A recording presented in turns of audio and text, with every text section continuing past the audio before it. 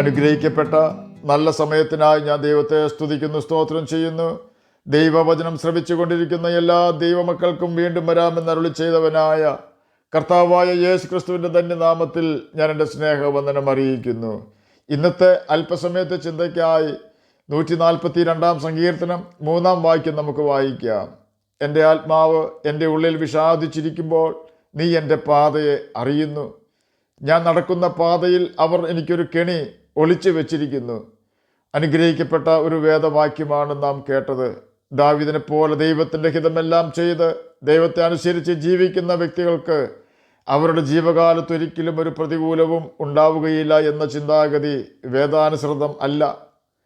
യോഹന്നാൻ എഴുതിയ സുവിശേഷം 16 അധ്യായം 33 വാക്യത്തിൽ ഇപ്രകാരം രേഖപ്പെടുത്തിയിരിക്കുന്നു: നിങ്ങൾക്ക് എന്നിൽ സമാധാനമുണ്ടാകേണ്ടതിന് ഇത് നിങ്ങളോട് സംസാരിച്ചിരിക്കുന്നു. ലോകത്തിൽ നിങ്ങൾക്ക് കഷ്ടമുണ്ട്, എങ്കിലും ധൈര്യപ്പെടുവിൻ, ഞാൻ ലോകത്തെ ജയിച്ചിരിക്കുന്നു. ഈ വാക്യത്തിൽ കൂടി കർത്താവായ യേശു ക്രിസ്തു നമ്മെ പഠിപ്പിക്കുന്നത് കഷ്ടതയില്ലാതെ കിരീടമില്ല എന്ന യാഥാർത്ഥ്യമാണ്. അനേകം അനുഗ്രഹങ്ങൾ കർത്താവ് നമുക്ക് വാഗ്ദാനമായി തന്നിട്ടുണ്ട്. പ്രതികൂലങ്ങളും കർത്താവ് വാഗ്ദാനമായി നമുക്ക് തന്നിട്ടുണ്ട് എന്ന യാഥാർത്ഥ്യം നാം മറന്നു പോകരുത്.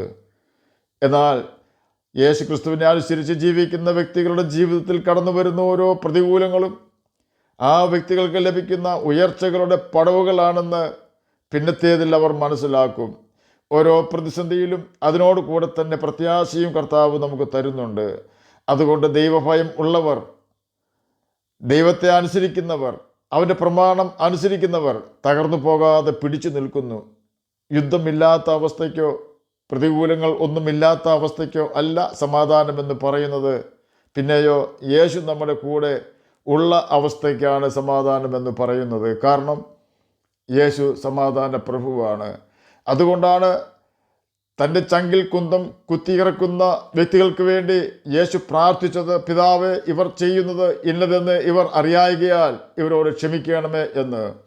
യേശുവിനെ പിന്തുടർന്ന സ്തേഫാനോസിനെ അനേകം കല്ലുകൾ കരുണ കൂടാതെ തന്നെ മൂടിക്കൊണ്ടിരുന്നപ്പോൾ ആ വേദനയിലും ഇവർക്ക് ഈ പാപം നിർത്തരുത് എന്ന് പ്രാർത്ഥിക്കുവാൻ കഴിഞ്ഞത് സമാധാന പ്രഭുവായ കർത്താവായ യേശു ക്രിസ്തു അവനിൽ ഉണ്ടായിരുന്നത് കൊണ്ടാണ്. ഇന്ന് അനേകരും സമാധാനമില്ലാത്തത് മൂലമാണ് ആർക്കെങ്കിലുമൊക്കെ എതിരെ സംസാരിക്കുന്നതും എഴുതുന്നതും പ്രസംഗിക്കുന്നതും. എന്നാൽ പാട്ടുകാരൻ പാടിയതുപോലെ സ്നേഹമാകുന്ന യേശുവിനെ കണ്ടവർക്ക് മറ്റുള്ളവരോട് ക്ഷമിക്കാതിരിക്കുവാനും കരുണ കാണിക്കാതിരിക്കുവാനും സ്നേഹിക്കാതിരിക്കുവാനും കഴിയുകയില്ല. സ്നേഹിക്കുക എന്നാൽ വിശ്വസിക്കുക എന്നല്ല എന്ന് നാം മനസ്സിലാക്കണം. നാം എല്ലാവരെയും സ്നേഹിക്കണം, എന്നാൽ അല്പം ചിലരെ മാത്രമേ വിശ്വസിക്കാവൂ. അല്ല, കർത്താവായ യേശു ക്രിസ്തുവിനെ മാത്രമേ നാം വിശ്വസിക്കാവൂ. സങ്കീർത്തനക്കാരനായ ദാവീദ് ഗുഹയിൽ വസിക്കുന്ന കാലത്താണ് 142 സങ്കീർത്തനം എഴുതിയത് എന്ന് അതിൻ്റെ ഹെഡിങ്ങിൽ തന്നെ രേഖപ്പെടുത്തിയിട്ടുണ്ട്. ഒരു തെറ്റും താൻ ചെയ്തിട്ടില്ല. രാജ്യം ഭരിക്കുന്ന ശൗൽ രാജാവ് ഇവനെ കൊല്ലുവാൻ 3000 പട്ടാളക്കാരുമായി ഇറങ്ങി തിരിച്ചിരിക്കുന്നു. ശൗലിൻ്റെ വേട്ടയാടൽ തുടങ്ങിയിട്ട് നാളുകൾ ഏറെയായി. മരുഭൂമിയിലും വനങ്ങളിലും ദാവീദ് ഇപ്പോൾ അലയുകയാണ്. തൻ്റെ തെറ്റെന്താണെന്ന് ശൗൽ പറയുന്നില്ല. ദാവീദ് ജീവിച്ചിരുന്നാൽ തൻ്റെ മകന് രാജസ്ഥാന് ലഭിക്കുകയില്ല എന്ന ഭയമായിരുന്നു ശൗലിനെന്ന് തൻ്റെ മകനായ യോനാഥാനോട് ശൗൽ പറഞ്ഞിരുന്നു. നിരപരാധിയായ ഒരു വ്യക്തിയെ, അതും ദൈവഭയമുള്ള വ്യക്തിയെ കൊന്നുകളഞ്ഞുകൊണ്ട് തൻ്റെ തലമുറയ്ക്ക് വേണ്ടി രാജസ്ഥാനം റിസർവ് ചെയ്യുന്ന ഒരു അപ്പനായിരുന്നു ശൗൽ. എന്നാൽ ദാവീദ് ദൈവത്തിൽ ആശ്രയിച്ചു. ദാവീദിന് രാജസ്ഥാനമല്ല ഇപ്പോൾ ആവശ്യം. അവന് വേണ്ടത് അവൻ്റെ ജീവനാണ്. അവൻ്റെ വേദനയും സങ്കടവും എല്ലാം ദൈവം കാണുന്നുണ്ടായിരുന്നു.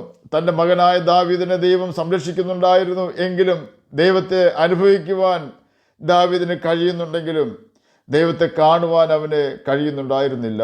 ഇതാണ് നാം ഓരോരുത്തർക്കും ഉള്ള പ്രശ്നം. നമുക്ക് ദൈവത്തെ കാണുവാൻ കഴിയുന്നില്ലെങ്കിലും അവൻ്റെ സാന്നിധ്യം അനുഭവിക്കുവാൻ കഴിയുന്നുണ്ടെങ്കിൽ ഭയപ്പെടേണ്ട കാര്യമില്ല. കാരണം അവൻ നമ്മോട് കൂടെ വസിക്കും എന്ന് മത്തായി എഴുതിയ സുവിശേഷം 28 അധ്യായം 20 വാക്യത്തിൽ രേഖപ്പെടുത്തിയിട്ടുണ്ട്. ഇപ്പോൾ ദാവീദ് വളരെ സങ്കടത്തിലാണ്. ഗുഹയിലിരിക്കുന്ന ദാവീദിന് ഇനി എന്തു ചെയ്യണമെന്നൊരു ഊഹവുമില്ല. അടുത്ത സ്റ്റെപ്പ് എവിടെ വെക്കണമെന്ന് അറിയാതെ അവൻ വിഷമിക്കുകയാണ്. താൻ എടുത്തു വെക്കുന്ന സ്റ്റെപ്പ് ശൗലിൻ്റെയും അവൻ്റെ പട്ടാളക്കാരുടെയും മുമ്പിലേക്കാണെങ്കിൽ ജീവിതം അതാലെ തീർന്നുവെന്ന് അവൻ മനസ്സിലാക്കുന്നു. അവൻ്റെ ഹൃദയം ഇപ്പോൾ വിഷാദത്തിലാണ്. എന്നാൽ ഒരു കാര്യം ദാവീദിനറിയാം, തനിക്ക് മുമ്പോട്ടുള്ള വഴി കാണുവാൻ കഴിയാതെ പ്രതിസന്ധിയിലായിരിക്കുന്നുവെങ്കിലും ചെങ്കടലിൽ ഇസ്രായേൽ മക്കൾക്ക് വേണ്ടി ചെങ്കൽപ്പാത ഒരുക്കിയവനായ യഹോവ അഥവാ കർത്താവായ യേശു ക്രിസ്തുവിനെ അറിയാം താൻ ഇനി എന്ത് ചെയ്യണമെന്ന്. അവൻ പ്രാർത്ഥിക്കുകയാണ്, യഹോവേ, നീ എൻ്റെ പാതയെ അറിയുന്നു. ദാവീദിൻ്റെ അവസ്ഥയിൽ എത്തിപ്പെട്ടിരിക്കുന്ന, ഇനി എങ്ങനെ മുന്നോട്ട് ചുവടുകൾ വയ്ക്കുമെന്ന് ഒരു ഊഹവുമില്ലാതെ പ്രതിസന്ധിയിലായിരിക്കുന്ന ഏതെങ്കിലും പ്രിയപ്പെട്ടവർ എന്നെ കേൾക്കുന്നുണ്ടെങ്കിൽ, സങ്കീർത്തനക്കാരനെ പോലെ നമുക്ക് യേശുവിൽ ആശ്രയിക്കാം. അടഞ്ഞ വഴി തുറന്നു തന്ന് നമ്മെ മുന്നോട്ട് നയിക്കുവാൻ കഴിവുള്ളവനാണ് കർത്താവായ യേശു ക്രിസ്തു. ദാവീദിൻ്റെ മറ്റൊരു പ്രശ്നം, താൻ നടക്കുന്ന പാതയിൽ ശത്രുക്കൾ കെണിവെക്കുന്നു എന്നതാണ്. സാത്താൻ വരുന്നത് ഒരു വാലും 2 കൊമ്പും ആയാണ് എങ്കിൽ നിശ്ചയമായും നാം അവനെ വിട്ട് ഓടും. മുഖം കൊടുക്കുവാൻ പോലും നമുക്ക് ഭയമായിരിക്കും. എന്നാൽ ജഡത്തിൽ വസിക്കുന്ന നമുക്ക് അല്പം സന്തോഷം തരുന്ന കാര്യങ്ങളുമായി നല്ല സ്നേഹം നടിച്ചുകൊണ്ടാണ് സാത്താൻ എപ്പോഴും വരുന്നത്. ഉദാഹരണം പറഞ്ഞാൽ, എലികൾക്ക് ഏറ്റവും ഇഷ്ടഭക്ഷണമായ കപ്പ എലിക്കണിയിൽ വെച്ച് നാം മാറി നിൽക്കുന്നത് പോലെ സാത്താൻ കെണിയിൽ പാപം വെച്ചുകൊണ്ട് കാത്തിരിക്കുകയാണ്. നാം പാപം ചെയ്താൽ സാത്താൻ ജയിക്കും. കാരണം പാപം ചെയ്യുന്നവൻ പിശാചിൻ്റെ മകനാണല്ലോ. അന്നു മുതൽ നാം അവൻ്റെ അടിമയായി തീരേണ്ടി വരും. ഹണി ട്രാപ്പ് നമുക്കെല്ലാവർക്കും ഈ കാലത്ത് പരിചയമുള്ളൊരു വാക്കാണ്. ഇതുപോലെ തന്നെ മറ്റൊരു ട്രാപ്പാണ് സിൻ ട്രാപ്പ്, പാപത്തിൻ്റെ കെണി. സാത്താൻ്റെ കെണിയിൽ ഒരു പ്രാവശ്യം വീണ് കഴിഞ്ഞാൽ അവിടെ നിന്നും മടങ്ങി വരിക എന്നത് അസാധ്യമാണെന്നുള്ള യാഥാർത്ഥ്യം നാം മറന്നു പോകരുത്. ദാവീദിന് അവൻ്റെ മുന്നോട്ടുള്ള ഗമനം അസ്ഥിരപ്പെടുത്തുവാൻ ശൗൽ ചെയ്തത് അവൻ്റെ മൂത്ത മകളായ മേരബിനെ ഭാര്യയായി കൊടുക്കാം എന്ന് പറഞ്ഞുകൊണ്ടായിരുന്നു. ഒരു പെൺകുട്ടിയെ അവരുടെ മാതാപിതാക്കൾ ഒരു ആൺകുട്ടിക്ക് ഭാര്യയായി കൊടുക്കുന്നതിന് ആൺകുട്ടി പെൺകുട്ടിക്ക് കൊടുക്കുന്ന ധനത്തിനാണ് സ്ത്രീധനം എന്ന് ബൈബിൾ പഠിപ്പിക്കുന്നത്. ലേയയെ ലഭിക്കുവാൻ യാക്കോബിന് 7 വർഷം അവളുടെ അപ്പൻ്റെ ആടിനെ മേയ്ക്കേണ്ടി വന്നു. റാഹേലിനെ ലഭിക്കുവാൻ മറ്റൊരു 7 വർഷം ലാബാൻ്റെ ആടിനെ തീറ്റേണ്ടി വന്നു. അതുപോലെ തന്നെ ശൗലിൻ്റെ മൂത്ത മകളായ മേരബിന് ഭാര്യയായി ലഭിക്കുവാൻ ഗോലിയാത്തിനെ കൊന്നതിന് ഫിലിസ്തീനയുടെ അഗ്രചർമ്മവും ശൗൽ ദാവീദിൽ നിന്നും മേടിച്ചു. ഫിലിസ്തീനയുടെ കയ്യാൽ ദാവീദ് തട്ടിപ്പോകുവാനാണ് ശൗൽ അങ്ങനെ ചെയ്തതെങ്കിലും ശൗൽ ചോദിച്ച അത്രയും ഫിലിസ്തീനയുടെ അഗ്രചർമ്മം ദാവീദ് എണ്ണം കൊടുത്തു. അങ്ങനെ ദാവീദ് ആ കെണിയിൽ നിന്നും രക്ഷപ്പെട്ടു. രണ്ടാമത്തെ കെണി, ശൗലിൻ്റെ രണ്ടാമത്തെ മകൾ മീഖലിനെ ദാവീദിന് ഭാര്യയായി കൊടുത്തതാണ്. തൻ്റെ മകൾ ദാവീദിനൊരു കെണിയായി തീരുമെന്ന് ചിന്തിച്ചുകൊണ്ട് തന്നെ ശൗൽ മീഖലിനെ ദാവീദിന് ഭാര്യയായി കൊടുത്തു. എന്നാൽ ദാവീദിന് കെണിയൊരുക്കുവാൻ ദൈവം മീഖലിനെ അനുവദിച്ചില്ല. എന്നെ കേൾക്കുന്ന പ്രിയ ദൈവമകനെ, ദൈവമകളെ, നമ്മെ ഒതുക്കുവാനും നമ്മെ നമ്മുടെ പദവിയിൽ നിന്ന് തള്ളിയിടുവാനും ആരെല്ലാം കെണി വെച്ച് മറഞ്ഞിരുന്നാലും കെണി വെച്ചവർ കെണിയിൽ കുടുങ്ങിയിരിക്കുന്നത് നമ്മുടെ കണ്ണുകൊണ്ട് തന്നെ കാണുവാൻ ദൈവം ഇടവരുത്തും. എന്നാൽ നാം എപ്പോഴും യഹോവ ഭക്തിയോടെ ഇരിക്കണം. യോശുവയ്ക്ക് ദൈവം കൽപ്പന കൊടുത്തുകൊണ്ട് പറയുകയാണ്, നിന്റെ ജീവകാലത്തൊരിക്കലും ഒരു മനുഷ്യനും നിന്റെ നേരെ നിൽക്കുകയില്ല. ഞാൻ മോശയോടുകൂടി ഇരുന്നതുപോലെ നിന്നോടുകൂടെയും ഇരിക്കും. ഞാൻ നിന്നെ കൈവിടുകയില്ല, ഉപേക്ഷിക്കുകയുമില്ല. യോശുവ 1-ാം അധ്യായം 5-ാം വാക്യമാണ് നാം കേട്ടത്.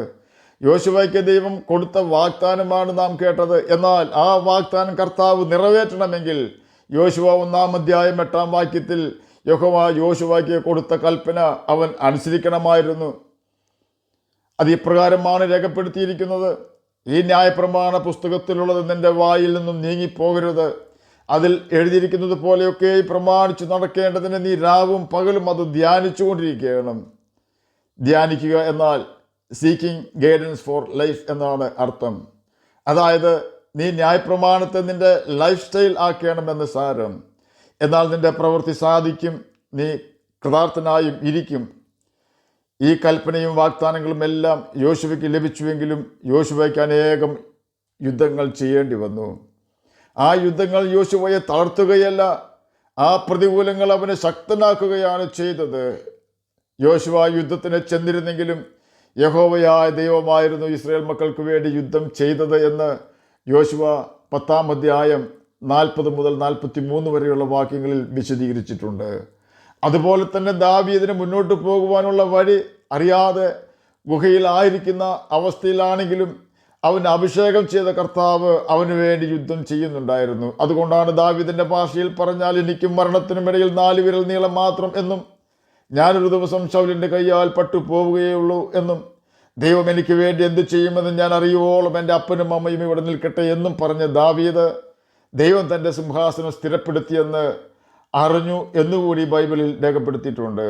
ആകയാൽ എന്നെ കേൾക്കുന്ന പ്രിയ ദൈവമകനെ, ദൈവമകളെ, മുന്നോട്ട് പോകുവാൻ ഒരു വഴിയും നാം കാണുന്നില്ലെങ്കിലും അടുത്ത സ്റ്റെപ്പ് എവിടെ വെക്കണമെന്ന് അറിയാതെ നാം പ്രയാസപ്പെടുന്നുണ്ടെങ്കിലും നാം നടക്കുന്ന പാതയിൽ നമ്മെ തകർക്കുവാൻ, നമ്മുടെ പദവിയിൽ നിന്ന് നമ്മെ തള്ളിയിടുവാൻ പ്രതിയോഗി കെണി വെക്കുന്നുണ്ടെങ്കിലും നാം ഭയപ്പെടേണ്ട. കാരണം നമ്മുടെ ഉപദേഷ്ടാവ് മറഞ്ഞിരിക്കുന്നവനല്ല.